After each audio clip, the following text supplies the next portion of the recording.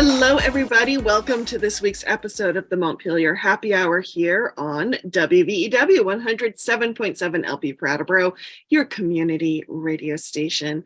I'm your host, Olga Peters, and this is the show where we talk about how everything in Montpelier shakes out for the rest of us. And we're having a little bit of a Windham County reunion today, because not only is regular contributor Emily Kornheiser, one of three reps from Brattleboro, on today's meeting, but also Chad Simmons, who's a former Brattleboro resident, which is where I first met Chad. And he is now the Housing Policy and Engagement Specialist for the Vermont Housing Finance Agency. And he is based in Montpelier now. So, hey, Chad, it's good to see you. It's great to see you as well. And happy to be back in this virtual Windham County space. Well, today we're going to be talking about S.100, which is a bill. It has come from the Senate. It is now with the House General and Housing Committee, and it's looking at ways of increasing housing in Vermont and also our land use policies in Vermont and how those two things work together. And I would love to hear from Chad and Emily before we really dive into the bill. You know, as I was reading through the bill, I think Chad referred to it as a very wonky piece of legislation, which he is so right. But it made me think how in Vermont, we tend to have this concept that you can either have housing or you can have pretty landscapes. You can't have both. And yet we are wrestling right now in Vermont with land use and with a lack of housing. And so we kind of need both. And I would just love to hear from Emily and Chad, just kind of your response and your thoughts on that Vermont story. Yeah, it's really interesting that you name that paradigm, because actually Vermont's, some of the really, really incredible work that Vermont has done on housing and conservation has been built on this like grand bargain of the Vermont Housing and Conservation Board, which is a single organization that is actually tasked with thinking about both simultaneously. And so I think for a very long time, we've actually prided ourselves on balancing those two pieces and, you know, a real focus on our downtown and village centers for housing, and then, you know, conservation in the rest of it. And legislatively, I think usually we handle those two issues slightly separately. And I think one of the reasons things have gotten a little sizzly in the State House is because this particular bill was really sort of an omnibus bill that tried to tackle both simultaneously. And in doing that, had to spend time in both the Senate's Housing Committee, which is their Economic Development Committee, and their Conservation Committee, which is called their Natural Resources Committee. And then over in the House is going to spend time in our Housing Committee, House General, and in our Climate and Natural Resources Committee, which is called Environment and Energy. And so I think really because of almost like the nature of the way this bill was put together, it really highlighted the friction between those two ideas rather than highlighting the opportunities between those two ideas. And I'm really perhaps like super looking like really hard for shining lights right now. But, you know, Brattleboro just got named the Strongest Town in America award. And I was like, of course, Brattleboro won the Strongest Town in America award. We're like the best place ever. And for a lot and have come out the other side. But in looking a little deeper on like what made us the strongest town in America, I realized the reason Sue Fillion was leading the charge was because it's like actually all zoning stuff. Like, I don't know why the guidelines to become the strongest town are all about zoning. And I say that to say that the two things are absolutely not in opposition to each other, or don't have to be in opposition to each other. And I think it's actually just some bad communication on some of our parts that they keep on getting pitted against each other. But we can see how that goes. How about for you, Chad? Yeah, no, I think those are some great points, and really glad Emily brought up the committee structure, because I think that's definitely playing a big part in the narrative as it's playing out in kind of the media and conversations across the state. I think the two words that I've heard quite frequently uttered in the State House are existential and spicy.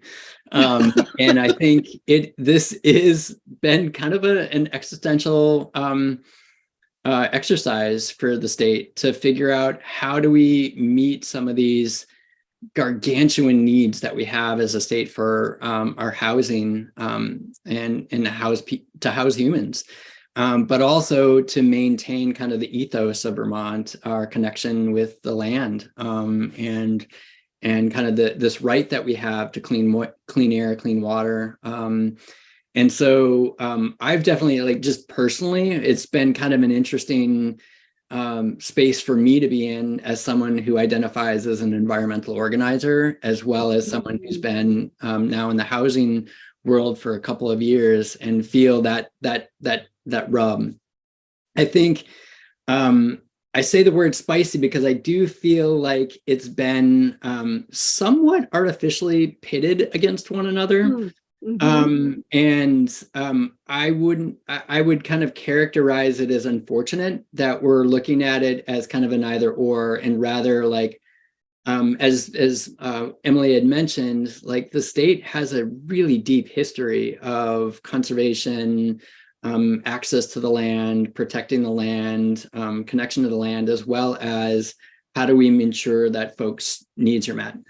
And I think that's what S.100, this session's major housing bill, is attempting to do, is really ensure that we've got pathways to build more housing, preserve more housing, but also do it in a way that we've identified as, here's the housing values and priorities and development priorities that we've created. I think the last thing I'll say is, I think it's really raised some questions on how we, as governmental entities, wrestle with these questions. Right? Is like, right now, I think some of the biggest frustrations have been around the purview that each of the committees has, and which part of the bill the committees gets to tackle.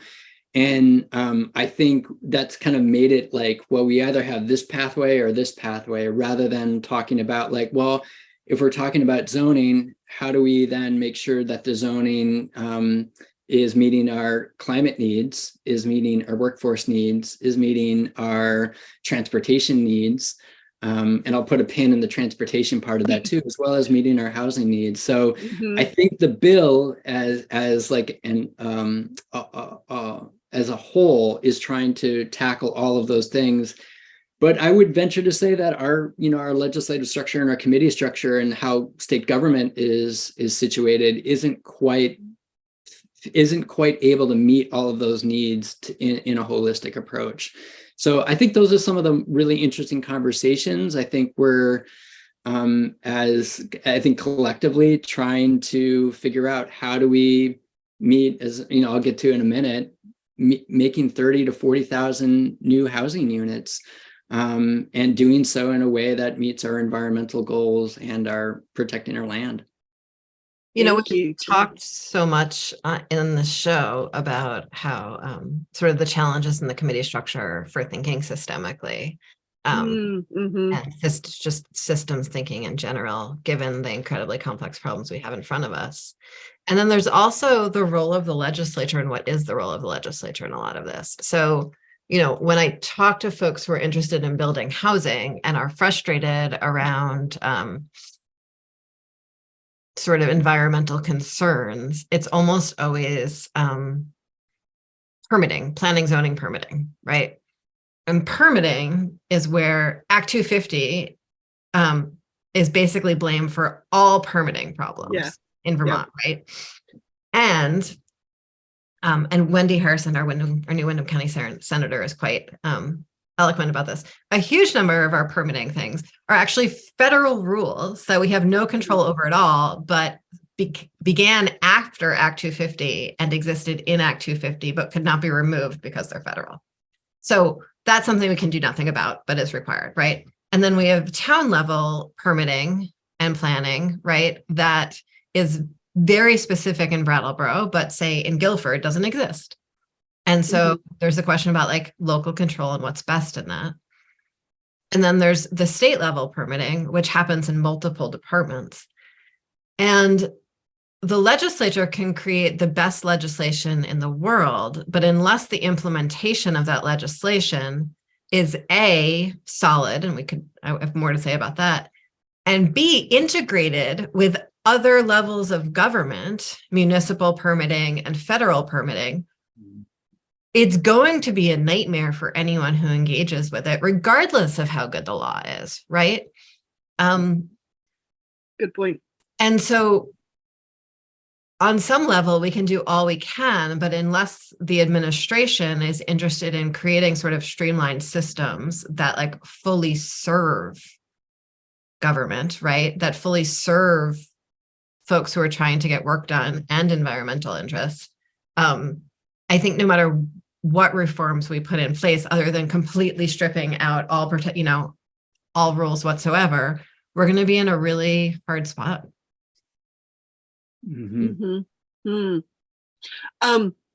I'd love if we could put a pin in that, Emily, and maybe come back to that. But before we do, just to help listeners who maybe aren't familiar with S.100, oh, good idea. Just give them some of the highlights of the bill. When I went through it, I saw a lot to do with municipal zoning. I saw a lot to do with encouraging multi-unit or multifamily housing, some work around subdivisions, and some work around regional planning.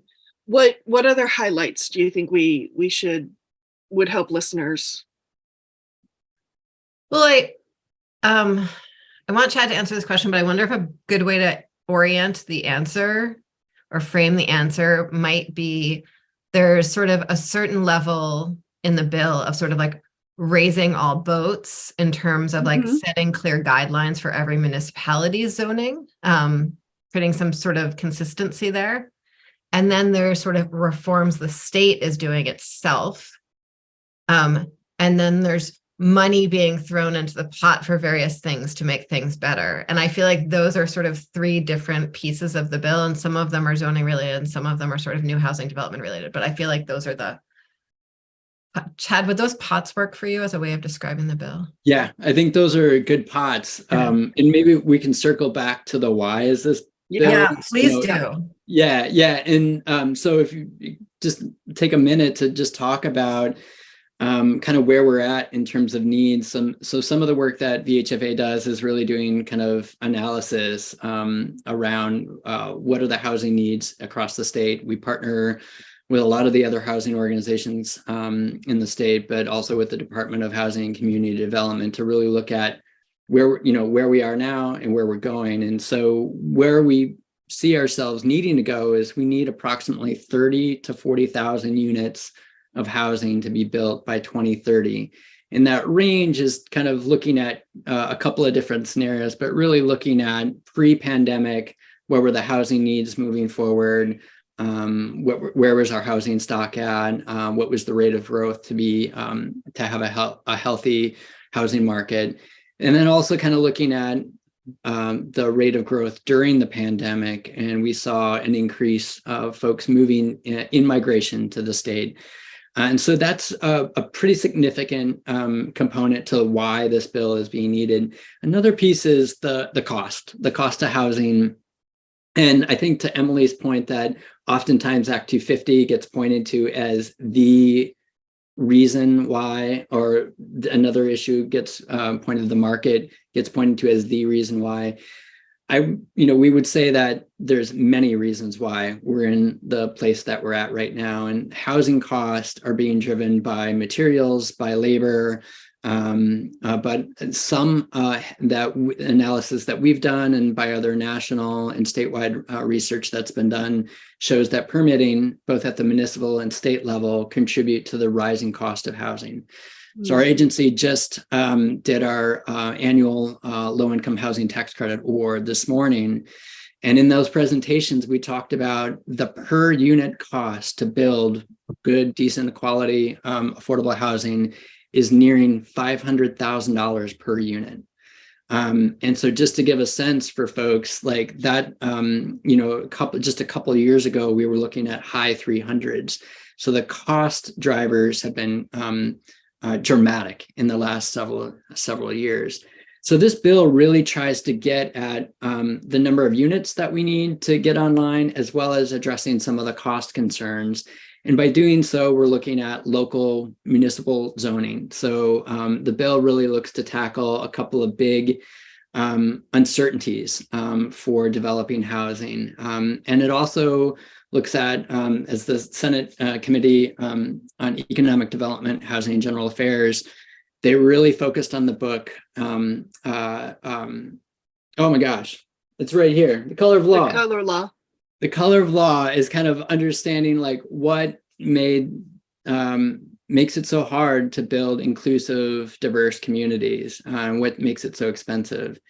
And so I think looking at municipal drivers of cost, exclusionary zoning was a major factor of the first part of the bill. And that really looked at doing duplexing by right, meaning if if a community is zoned for single family housing, we'll now say that there at least has to be duplexes, so 2 units. We're looking at places that that are zoned for a water, sewer, can now have multi-unit dwellings up to 4 units. And so we're really looking to, as a state, encouraging municipalities to have at least a baseline for developing more housing. We talked a little bit earlier about transportation. So this bill really looks at you can no longer require parking minimums below 2. So really looking at the max can be 1. And so essentially you can't require more than 1 parking unit. And there's some deviations so that some communities that are looking at they might have certain issues that they're dealing with can go up to 1.5. And if you're looking at multi-units, then you're decreasing the number of cars, and that cuts down on cost. And then we move to addressing some of the statewide, which has been some of the more of the tension has come, looking at Act 250.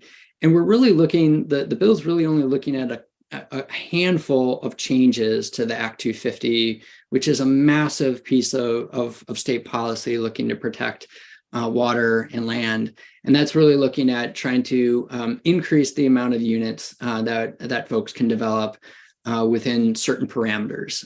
So essentially right now, there's a provision called, and we can get more into the weeds later, but 10-5-5, 10 units in 5 years in 5 miles. And so the bill looks to increase that 10 unit threshold to 25 units during a 3-year period. And again, we can get more into that later, but the goal of that is to have statewide policy reflect the need to be able to build more units in communities that have gone through the process. I think that, speaking to the last part, or the programs. So in the last couple of years, the state has invested, and rightfully so, over $400 million towards housing. And I think our state has done an amazing job at looking at how we can strategically use those dollars, and the legislature and the governor have been great at thinking through how to do that. I think, to Emily's point, really looking at how we can be more effective in utilizing those dollars and how our programs can be more aligned. I think that's something that we still need to work on. But the programs in S.100, there's some just process that the legislature uses, but essentially kind of where it's at in the House right now, there's over $116 million worth of investments towards programming going towards agencies like the Vermont Housing Conservation Board, 3 programs towards Vermont Housing Finance Agency, as well as programs like Home Share, and more programs, as Emily had talked about, some incentives for communities to do bylaw modernization. So I've talked a lot. I'm going to pause. That was all great, though. Yeah. That was all great. Thank you for hitting those 3 buckets for us, Chad. Emily, anything you wanted to fill in since you've been looking at the bill as a lawmaker? No, I think that covers it. It's a really, it's an interesting piece of our housing conundrum to think about what our more densely populated communities need versus our less densely populated communities, and how to sort of how to balance those needs in good legislation. So, in Brattleboro, the bill,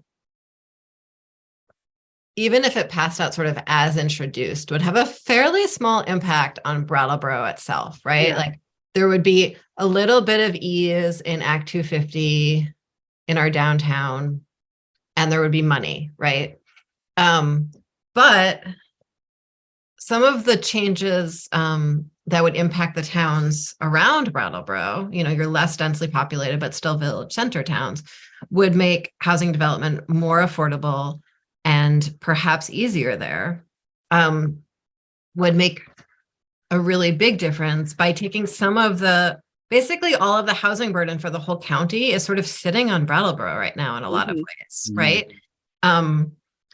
And so it would ease off some of the pressure on Brattleboro if there was more housing available in our outlying towns. And so I sometimes am like, people are like, the bill goes too far. I'm like, the bill doesn't do anything for my community. Leave me alone. The bill does not go far enough. And I do see how like changes in our outlying areas will make a difference. And, despite my like desperate desire to build more housing in Brattleboro and around Brattleboro, I want Vermont to stay beautiful and wild, and I want to still have farms 15 minutes from my house while I am 15 minutes. I want that Vermont too, and I don't see.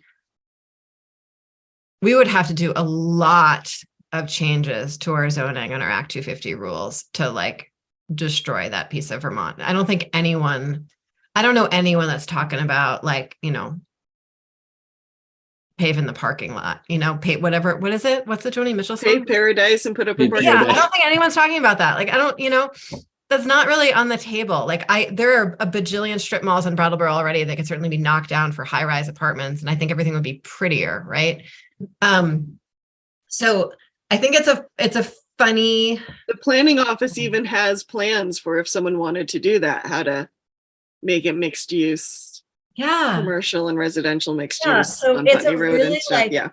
It's so funny how we've created this like either or paradigm for the whole thing when it all is just like a fairly easy integratable whole that I'm hopeful we can get through. Thank you. So just checking in, we have about 5 minutes before we need to hear from some underwriters. And the bill is with housing in general right now in the House. And then did I hear you say, where is it going next, Emily or Chad? I think that housing in general is planning on voting it out on Tuesday. They voted it out of their committee on Thursday night. Okay, thank you. And then it went to, so it's now going, it'll be referred to House Environment and Energy next.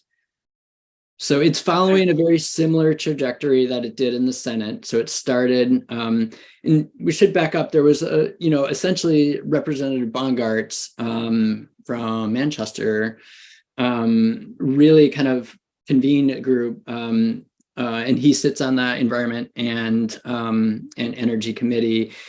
Convened a group to really kind of look at this over the summer and fall. And so a big part of this bill really came from that body of work. There was an agreement that started in Senate Economic Development, moved to Natural Resources. Once it passed out of the Senate, it's following the same trajectory in the House.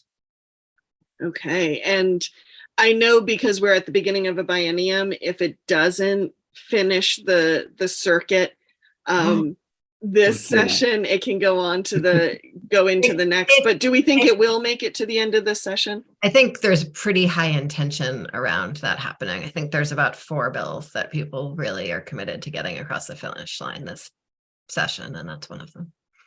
And have we gotten any noise from the administration about the governor's thoughts on this bill?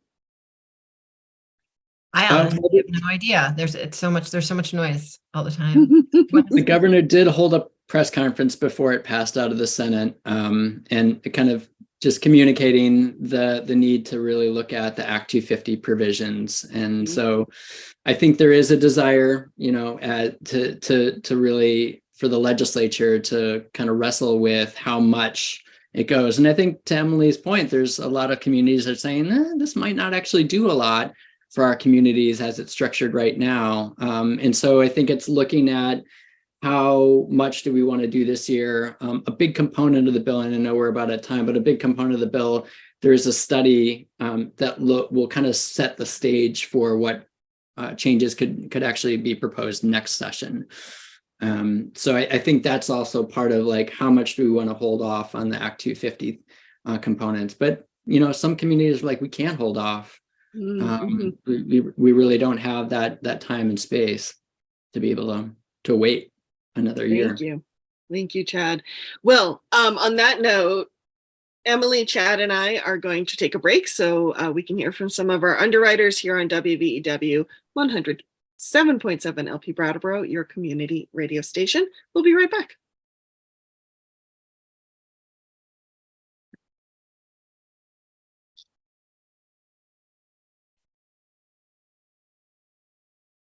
Welcome back to the second half of the Montpelier Happy Hour here on WVEW 107.7 LP Brattleboro, your community radio station. If you're just joining us, I'm your host, Olga Peters, and I'm speaking with Representative Emily Kornheiser, as well as Chad Simmons, who is the Housing Policy and Engagement Specialist with the Vermont Housing Finance Agency. Glad you guys are both here. We're talking about S.100, but before that, I'm going to remind folks that you can find the happy hour on WVEW 107.7 LP Brattleboro on Friday at 2 p.m. And then we are also rebroadcast at Wednesday at 8 a.m. And thanks to BCTV, you can find us on their channels as well as many of the PEG stations around the state. And the podcast version you can find wherever you subscribe to your podcasts. And Emily, what are you going to remind listeners of? Olga, I thought you were going to do my part for a minute. I got sort of excited about it. Oh, you did? It was a false alarm. The views and opinions expressed here on the Montpelier Happy Hour are those of the host and the guests, respectively, and not the station, platform, employer, nor friend.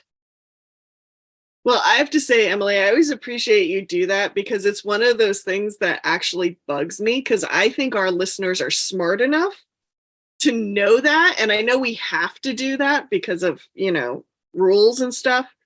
But I'm like, our listeners are smart enough. We don't need to tell them that. I find it incredibly entertaining. So, and I don't know if you know this, Olga, but Chad is a very regular happy hour listener. So I think he's heard me, spin my joyful little line a few too many times. I am. I'm a longtime listener, first time caller kind of a person. First time guest. Yes. Yeah. But now that you've been on once, you're going to have to come back. It's just that simple. Are you going to listen to this one? That's the question. I would not if I were you. I don't listen to their show because I'm not sure if I've ever done it when I've been recorded, but there's always a first. I have listened to a couple of your episodes more than once, so just in full disclosure. Yeah. In other words, you're listening, you're like, did they really just say that? I don't believe they just said that. I have to go back and listen again. I would love, Chad, since we are talking about S100, which is covering a lot of ground around land use and housing and zoning.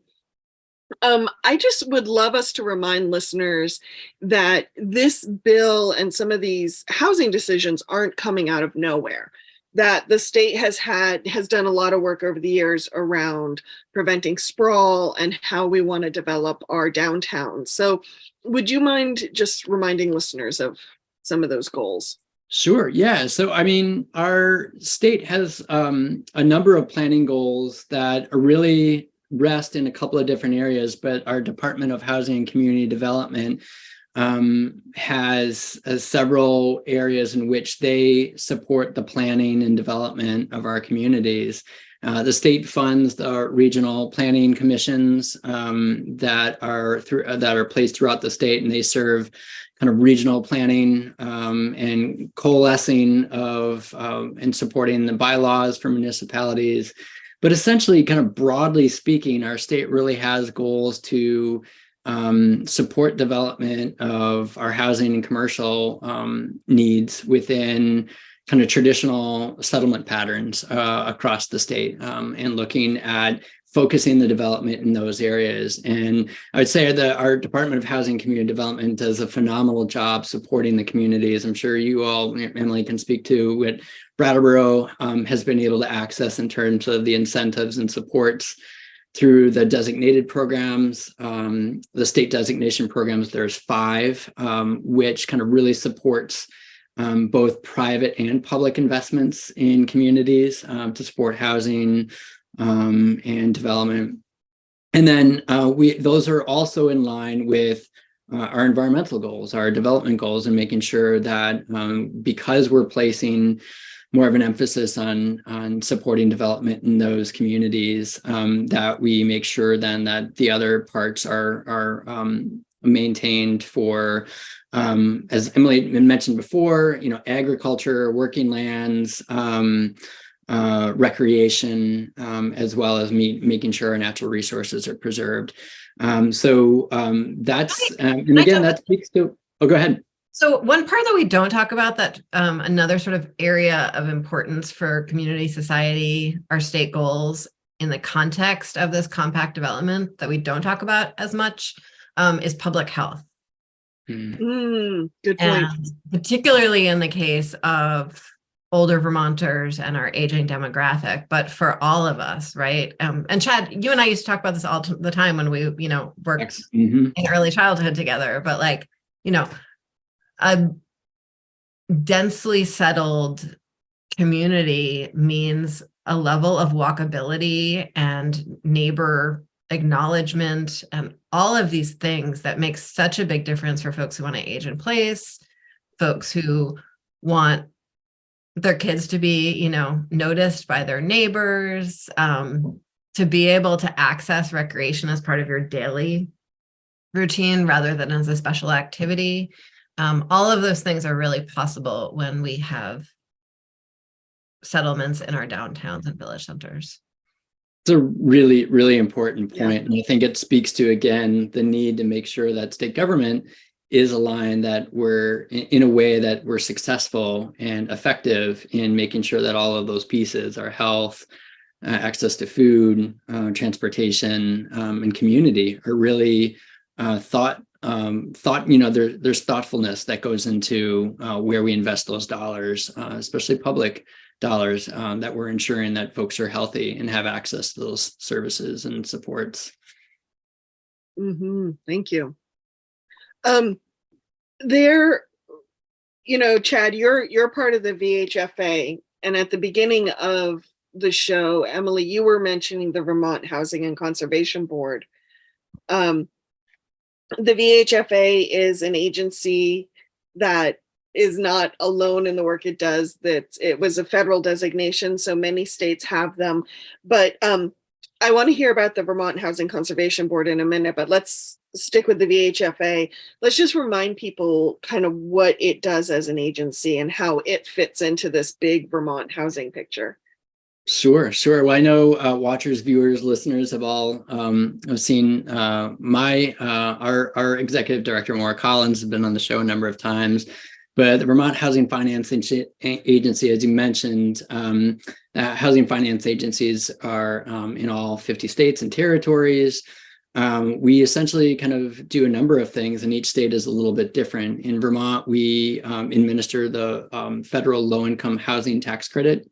It's one of this country's, it's the biggest way in which we invest publicly in our housing sectors, and that's through a public-private partnership through tax credits. We also administer the state housing tax credit program, which the legislature passed in, I believe, 2009. And then we also, our agency does a number of different programs, mortgage programs, development programs, and we're really kind of expanding our work because of the nexus, as Emily had talked about, around health, around energy. We're doing a lot more work on investing in energy efficiency and ensuring that low and moderate income Vermonters have access to the tools to be able to ensure their homes are warm, comfortable, and affordable. So we're kind of working in a number of different arenas to be able to ensure that the financing and communities have access to the financing to be able to do that. Thank you. And Emily, tell us a little bit more about the Vermont Housing Conservation Board. Okay, but I think Chad will do a better job of that than I will, so I'm going to let him do it. Oh, okay. Sure. I mean, I was giving Chad a break in case he wanted one, but you all have heard me talk so much. Sure. I mean, I think what I could say is Vermont is really fortunate, and we also have there was a lot of foresight in looking at bringing the housing world together with conservation. So the Vermont Housing Conservation Board was created in a way to kind of hold those two truths together. And how they're funded is really looking at ensuring that our natural environment is conserved, protected, and invested in the same way that we would invest in buildings. So they get their funding through federal means, as well as through state property transfer tax is one of the primary ways in which they're funded at the state level. And that meets their dual mission, meets the dual purpose of their mission. And it's a very unique model. I will say, I think, many states have these things that are kind of siloed and have agencies that are siloed. And I've been really excited to be able to work with VHCB in the investments and their thinking and how we approach both our housing and conservation needs as a state. And I think, they're also looking at the nexus of access to food, who has access to land. I think could be a whole other topic that I'd encourage you all to invite some of the work that they're doing with BIPOC-led, Black, Indigenous, and people of color-led organizations around land access. They've been holding space for that and investing in the areas that are often seen as disparate. So they're doing a lot around agriculture, farm worker, and farmer housing. So I could go on about the work that they do, but I think it's important to know that in the state, there's a broad range of organizations that are focused on housing and funding for housing, including the Department of Housing and Community Development and the Vermont State Housing Agent Authority as well. Thank you. Yeah, I think it's always nice to touch on things like that, because it's easy when we're talking just about a bill to focus on that piece of legislation and not always see the bigger picture that it fits into. Which, as Emily and I have said on the show, quite often these big issues need more than one lever pulled at the same time to move things forward. I have another question for Chad, Emily, but I want to just touch base and see if there's anything you want to add. No, I think this is, I think it's interesting how we fund this and how we, what Chad described as a public-private partnership, which VHFA does, is sort of one piece of the public-private partnership of this. It's like how the money is raised is a public-private partnership, right? Is like how the tax credits are sold to banks to make money available to build housing is a public-private partnership. But one thing that we haven't been doing as much in Vermont, and I think we're starting to talk about in a much more robust way, is the public-private partnership of building housing. And I think that's something that has such different dynamics in different areas of the state that it becomes harder to have a statewide conversation about what's possible. Mm-hmm. And from where you sit in the House, Emily, what are some of the different either points that are being raised, concerns that are being raised, stories you're hearing? Well, so my favorite dynamic which is like a little deep geek, but we're in the right place for that. Plus we're on like minute 45, like, only very certain people are still listening. Right. Only the stalwarts is still sticking around here. It's really a tension around how much accountability can we require of the private sector if they're taking dollars, right? And so yes. the tension is always, VHCB has this core mission around their housing piece, which is perpetually affordable housing, right? And it's because it's public dollars, so it should be perpetually publicly create a perpetual public good, right? That's sort of the bargain that they've struck. And if there was an unlimited quantity of the money in the universe, then, sprinkle it all about. But given that's a limited quantity, they would rather put it towards perpetually affordable rather than temporarily affordable, because that will have longer term, public good for the money. But of course, I think everyone agrees, including VHCB, that we need to have a mix of housing in our communities, built in various ways, by various people, for various people at various income levels with various abilities, blah, blah, blah. And so then the question is, like, what is the state's responsibility with regard to private sector investment in something that we all agree is on some level a public good, which is just housing of any kind is a public good, right? And what is an individual's responsibility towards that public good, whether they are a property owner who's living on their property or a property owner that's not living on their property? And if they're getting public dollars, does that responsibility increase, or does just the provision of housing itself be a public good? And that's sort of like, I think, where a lot of the tension really shakes out here is sort of how long, yesterday afternoon, I went into this newer restaurant in Brattleboro, which is it called The Station? I can't even remember what it's called. The place that used to be the River Garden. All of a sudden. What are they calling it now? The Whetstone Station? Whetstone. So the place on the river is called the Whetstone Station. Anyway, that place, where the river. Obviously, I haven't been there in a while, so yes. I'm so sorry. No offense to. I'm to apologizing to people who have worked so hard to build it and run it that I don't remember the name of the restaurant right now. But anyway, and I was on the back patio, which is a lovely place, sitting with a friend who I used to sit on the back patio of the River Garden with, which was a publicly funded public space that then became a publicly funded nonprofit space, but still publicly available and accessible. And we'd sat on that exact same patio dozens and dozens of times together, chatting and drinking some sort of liquid and whatever. And now it is a private space that's only accessible if I buy a cocktail, right? And I'm really glad it's there. And it was a lovely drink and it was a lovely environment. And it's all very nice. But it's a question of those public dollars, they just dissolved in a poof. They had a limited shelf life towards sort of the public provision of services.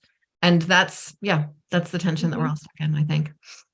Well, I echo that tension from a slightly different angle, Emily. As a reporter, quite often when you would be trying to follow these public dollars and do your watchdogging as you're supposed to do as a reporter, how often these public dollars would just disappear into organizations, and you weren't necessarily allowed to follow them because they were now in a private organization. So slightly different perspective, but I hear that tension. And then I also, sort of the other side of the tension, because I think I've sounded as if I feel very clear about this, that public dollars. No, it's not clear. It's not clear. The other side of it that I also agree with is we have a profound market failure. I think real estate in most places, most of the time is it's not something that can be done perfectly by the market. And even when we look at times of great real estate booms, those were almost entirely driven by public sector engagement, say the 50s, with lots of public sector failures, like redlining attached to that, right? Mm-hmm. So I don't know, the government's responsibility to intervene in an imperfect market to perhaps create something more perfect. Again, continuing tension. And I think a really good example of that is the case of Grafton, Vermont. Ooh. Adorable town. Every tourist's dream. When people imagine the joys of Act 250 and this precious Vermont that we have carved out of the harsh granite and tree-filled mountains of Vermont, we imagine a place like Grafton, right? But the entire town is owned by a nonprofit. Like, what is happening? And like, I love it there. It's lovely. I love the cheese. I've stayed at the inn. I've gone to a bunch of conferences there. I know a lot of nice people who live there, but like, that is so weird. And are we expecting like the whole state to be like that? Is that our goal? What is happening? Well, in the story of Grafton, at least the popular story that gets told is the nonprofit saved it. Yes. That it was a dying town, and without the nonprofit, it would not be what it is today. Yes. But what would it be? And how many towns do we want to be owned by nonprofits? Maybe all of them. Maybe that's perfect. I really have no idea. It's just like such an object lesson, but I'm not sure what the lesson is. Chad, what are your thoughts, Chad? I'm not sure I can speak to the specificness of Grafton, although it is lovely. I'm just using as an object lesson. I hope no one from Grafton, it's been hurt. I have some Grafton cheddar in the fridge. Yes, yeah.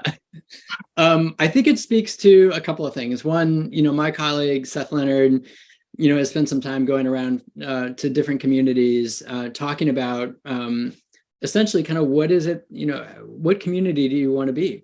How do you want to see how you invest in your community? How do you want to see that reflected in who you are? And I think that's a really important question for individual communities to do, but for us collectively, going to Emily's point around, how we invest in communities, it really should be driven by what do we want to look like? Who do we want to be as a community? And that might look like different things to different folks, but we want to make sure that there's equity in how we make those decisions, and there's accountability to how we spend those public dollars, and ensuring that folks are getting their needs met when we do make those investments. So Chad, I think I have a question about what you just said. Yeah. How do we have equity in the public decisions that we make in a participatory small town democracy where only certain people show up at the meetings? Right. And like a lot of this depends on, wow, we can go off on a whole tangent right now. But to bring it back. That's like, the DRB process, all of it is all just like driven by. Or they not in every community, but they run the risk of being driven by just a handful of people who show up. Mm-hmm. Yeah. I mean, I think we have, as a state, there's a lot of values that we've really held up, right? As quintessential Vermont. And I'll say that I think we're, again, coming back to this term of existential, I think we're really grappling with that right now as we see the disparities of who has access to home ownership. When, at this point, the median price to build a home is $550,000, median price to buy a home is almost $400,000. So we're really looking at some dramatic inequities in order to own a home. And you often think of like who shows up, who's able to show up to those decision-making bodies.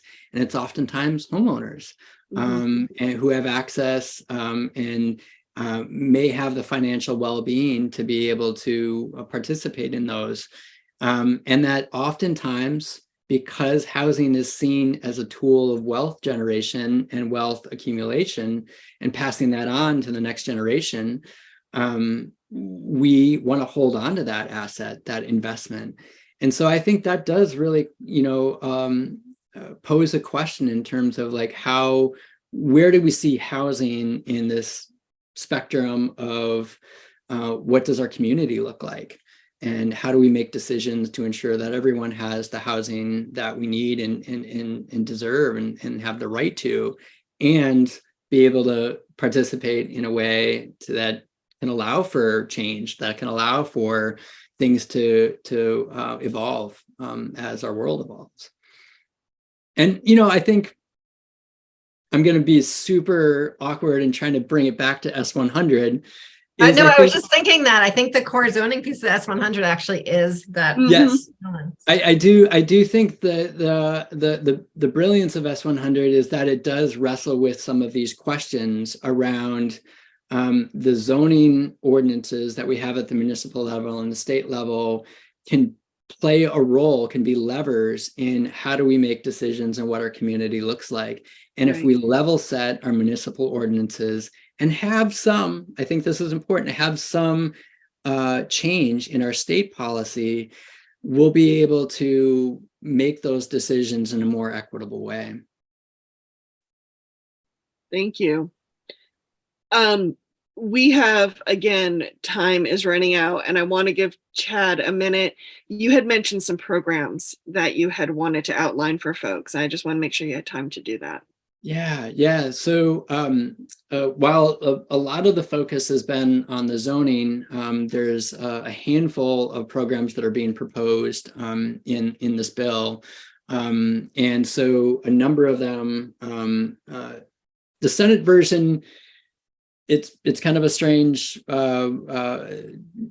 practice that they have, but that's the practice the Senate has, is they take all of the programs and the dollars out of the policy bills, and they hold on to them as they're working through the magic that they do to build the budget. And so the bill as it passed the Senate didn't have those investments in it.